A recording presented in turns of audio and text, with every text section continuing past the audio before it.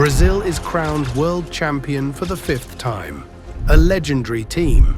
Ronaldo, the phenomenon. Ronaldinho, the magician. Cafu, the tireless captain. But among all these stars, there was a different kind of player. He didn't smile much, he didn't talk much, but when the ball reached his feet, the world fell silent. His football was pure magic, his effort, quiet. And in that World Cup, he was the key piece that led Brazil to its 5th world title. So why does almost no one talk about him? Why did the media forget? How did one of the greatest players in history end up nearly erased from football's memory? This isn't just the story of a historic title, the one that made Brazil the only 5-time world champion. It's the story of a genius, a master of the game who never chased the spotlight, but who changed the course of a nation's history on the pitch.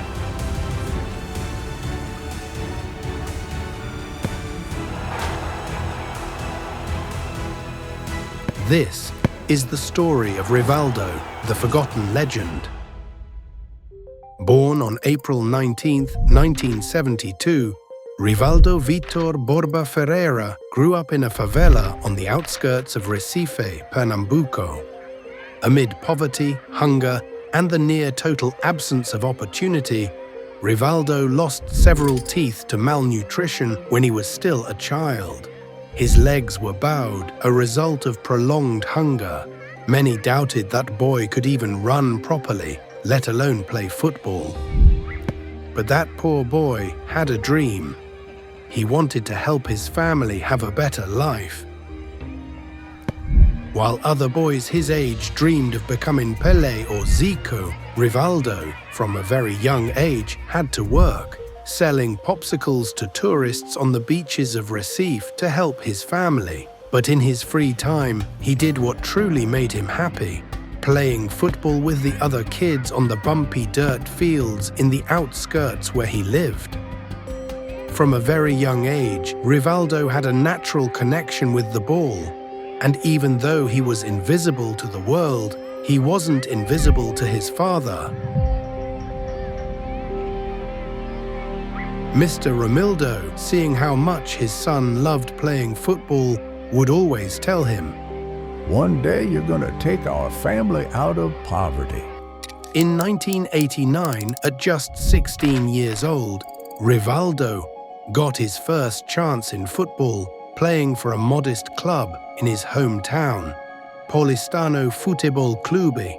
Even though it was a dream for that young boy to finally play for a club, and not just in the rough dirt fields, Paulistano's coaches didn't see much future in him.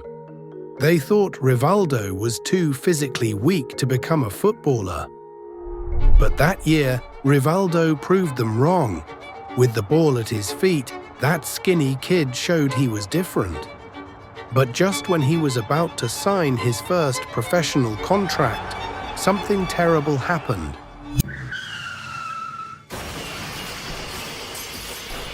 What had been a dream up to that point suddenly turned into a nightmare.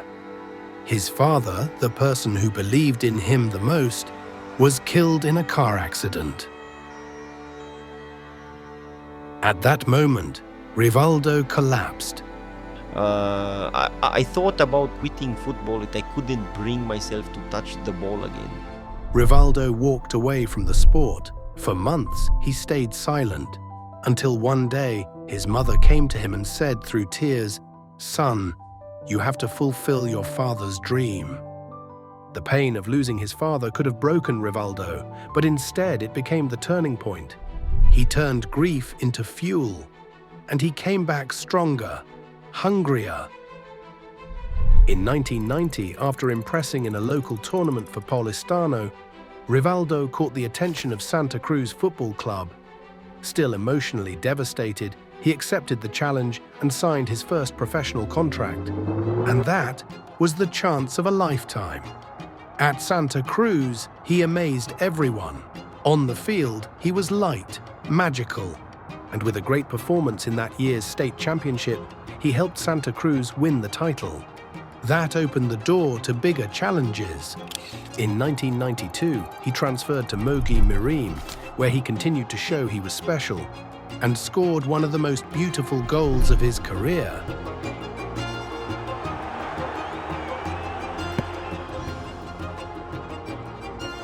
As a rising star, in 1993, he arrived at Corinthians. Wearing one of Brazil's most iconic jerseys, he didn't flinch, scoring 11 goals in the national championship that year and earning the Bola de Prata award from Placar magazine as one of the best midfielders in the country.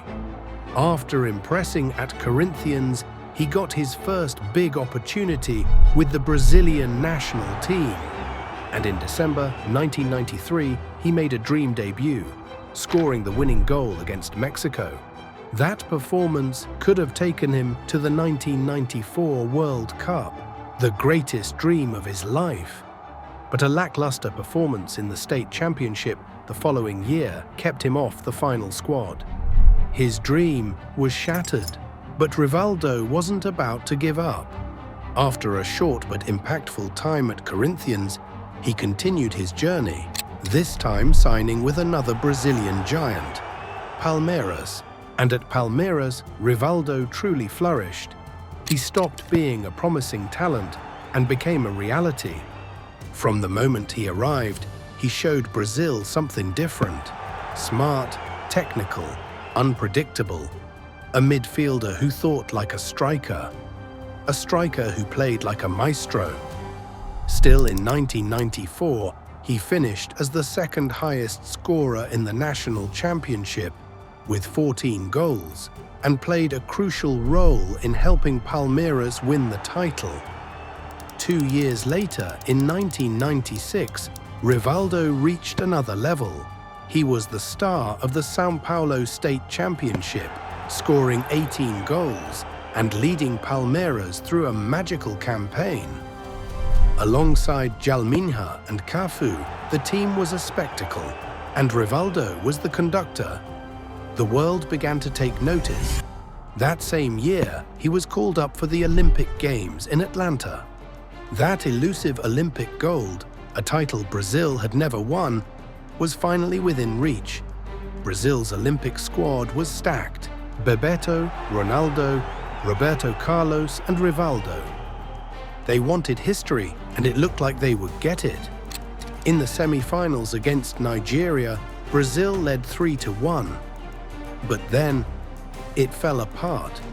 Nigeria equalized in the dying minutes, and in extra time, one single mistake changed everything.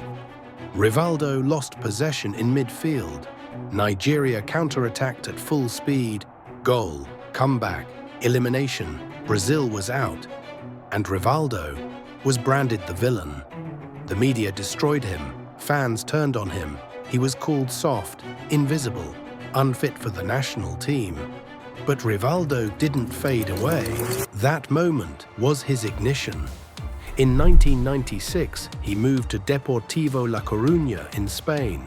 After a spectacular season with 21 goals in 41 matches, he caught the football world's attention. Soon, Barcelona came calling, and in August 1997, Rivaldo signed with the Catalan Giants. At Barca, he transformed from an underestimated talent into one of the greatest players on earth. He scored 3 crucial goals and helped lead Brazil to the final.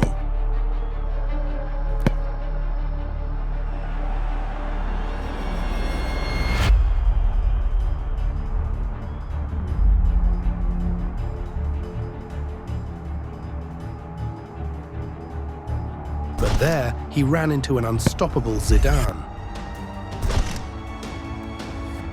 Brazil lost, and Rivaldo's dream had to wait.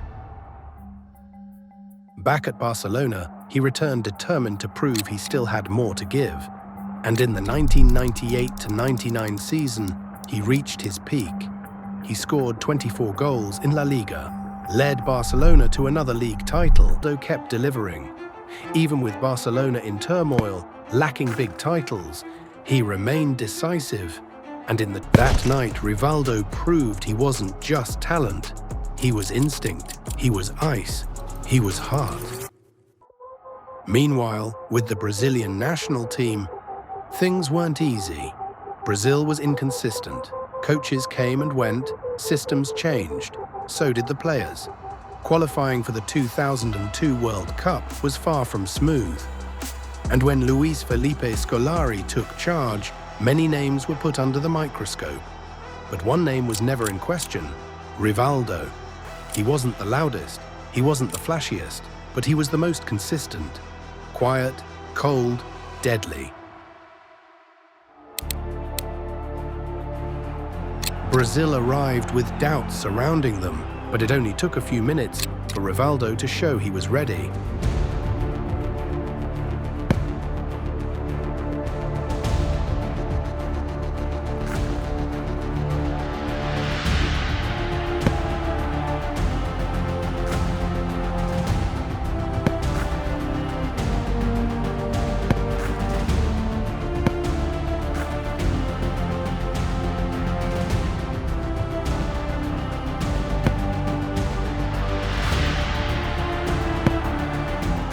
Five matches in a row, 5 goals. That night, Rivaldo had the chance to rewrite his story.